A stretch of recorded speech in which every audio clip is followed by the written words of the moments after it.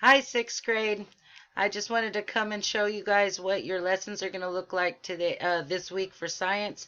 So today what you're going to do is you are going to click and get into your Google Classroom.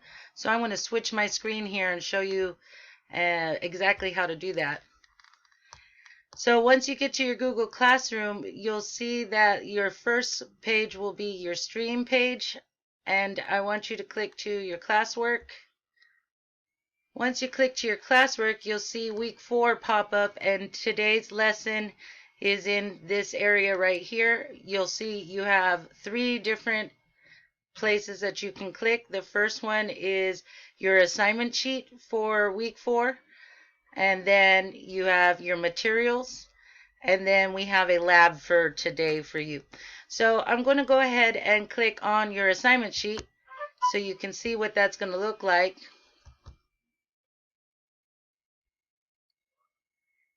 And it will upload your assignment sheet for all of your classes, including science class. So I will scroll to Tuesday, and for science it says here, and I'll highlight it so you see where I'm reading.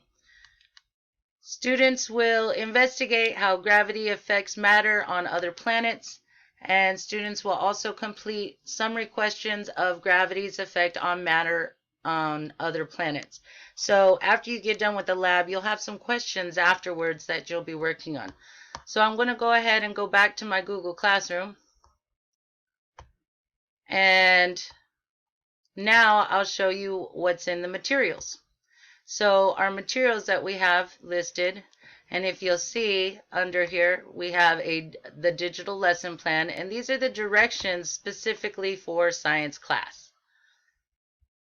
And when you click on that, you'll be able to read exactly what we're doing. We're finishing up our last week on learning outer space, and then we'll be going to a new unit where we're talking about the characteristics of living things. How do we know if something's living or not living?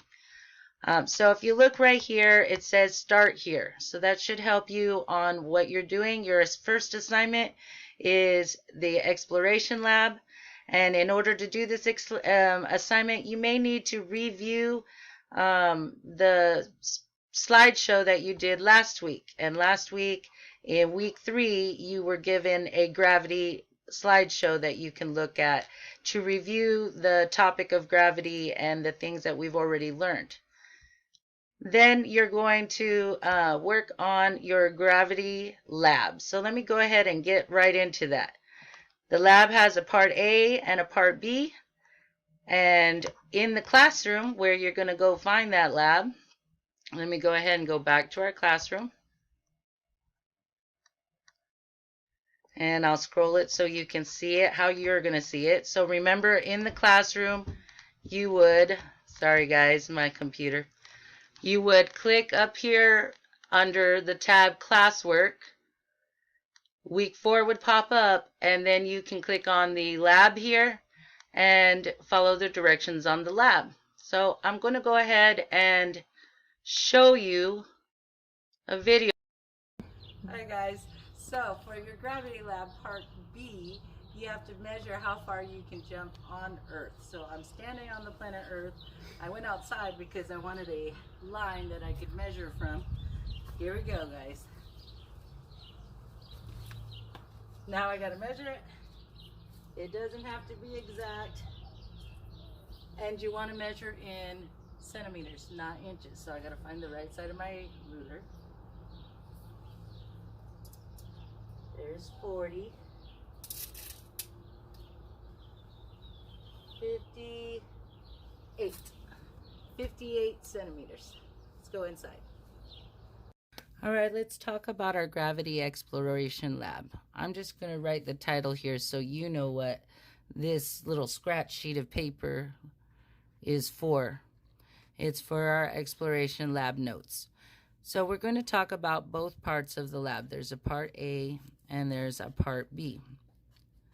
And on this paper, I'm just going to use it as scratch sheet of paper to show my math, but you guys will be able to use the calculator to do your math, and then you would type your answers on your spreadsheet that we have for you in the Google Classroom. So the directions say, part A, how much would you weigh on moon and planets? The more mass a planet has compacted within its size, the stronger its gravitational constant. Earth has a gravitational constant of 9.8 newtons per kilogram. Planets that have more matter compressed within their volume than Earth would have stronger gravitational constants at their surfaces. As a result, a person would weigh more on the planets than they do on Earth. On the moon, a person would weigh less. Find your weight on the moon and of each planet in our solar system. So the way I'm going to do that is I am going to use my weight in pounds. So if you are not sure about your weight, you can take a good guess, but my weight is 295 pounds. And according to the graphic organizer that's in our lab, it says you take your pounds, 295, and I'm going to convert that weight from pounds to newtons by multiplying 295 times 4.45 newtons per pound. So let me go ahead and get a calculator. Poof, here's my calculator. So 295 times 4.45. So this number, 1,312.75, is going to be my number of newtons that I would put in the weight on Earth. My newtons on Earth. So now I'm going to use this number that I just found for my newtons, and I'm going to find my calculated weight on each of the moon, and we'll do Mercury also here, and then you would continue and do the rest of the planets. Okay, so in part A, you'll take this number,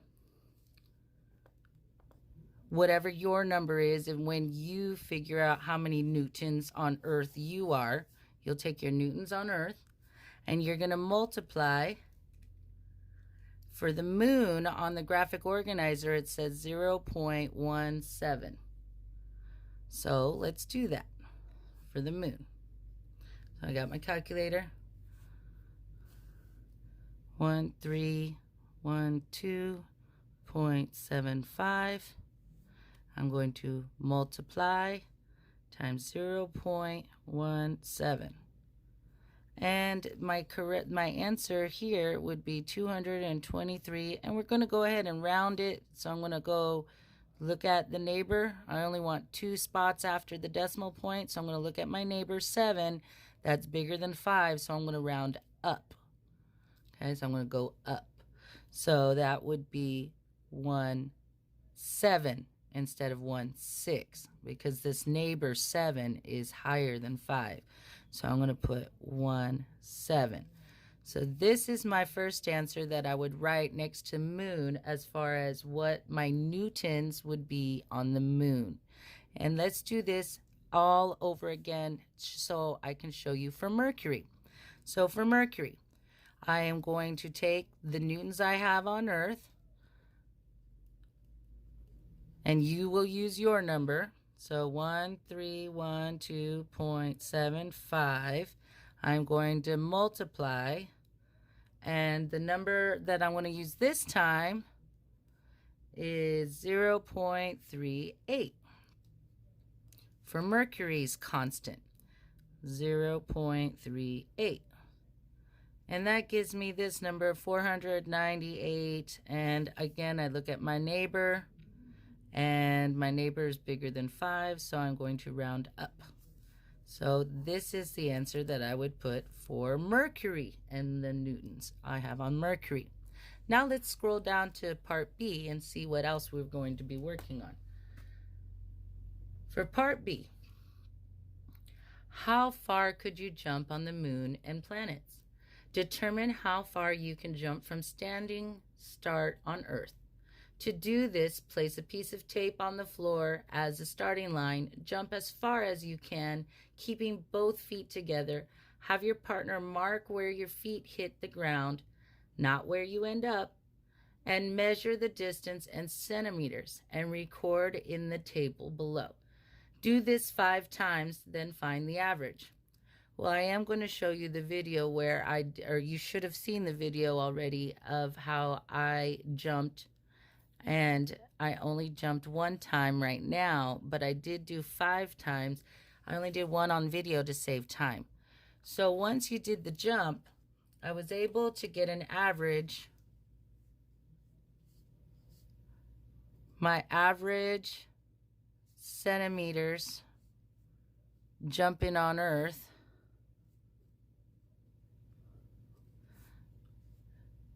is 58 centimeters. And the way I found that is I jumped 5 times and measured 5 times. And the first time I got 58. The second time I got 59. The third time I got 57. And then the next 2 times I also got 58. So that's 1, 2, 3, 4, 5 times that I jumped. I'm going to take all of the times that I jumped and average them out by adding them first and then dividing by how many they were. So I'm going to add 58 plus 59 plus 57 plus 58 plus 58. The total is 290, and I'm going to take that number, 290, and I'm going to take that 290 and divide it by 5. 1, 2, 3, 4, 5. I had 5 different numbers. So to get the average, I take the total, divide it by the number, and 58 centimeters is my average centimeter jump on Earth. So now in part B, I can take that number, that average jump on Earth, and I can calculate it using the gravitational constant compared to Earth. So my average jump is 58, and I'm going to take, this is part B, take the 58, and I'm going to divide it by the number that I got in part A on the moon. So if I go up here on the moon, on part A, I got 223.17. So I'm going to take the number from part A, and I'm going to use that as the number I divide. So 58 divided by 223.17. And that's going to give me, so let's do that, 58 divided by my constant on the moon, 223.17. It's going to give me the centimeters that I would be able to jump off the moon. Not very far. I would only be able to jump 2.26 centimeters on the moon because of the gravity. If I do Mercury, I take my 58. And I'm going to divide the 58 centimeters by my constant that I have on Mercury from part A, 498.85.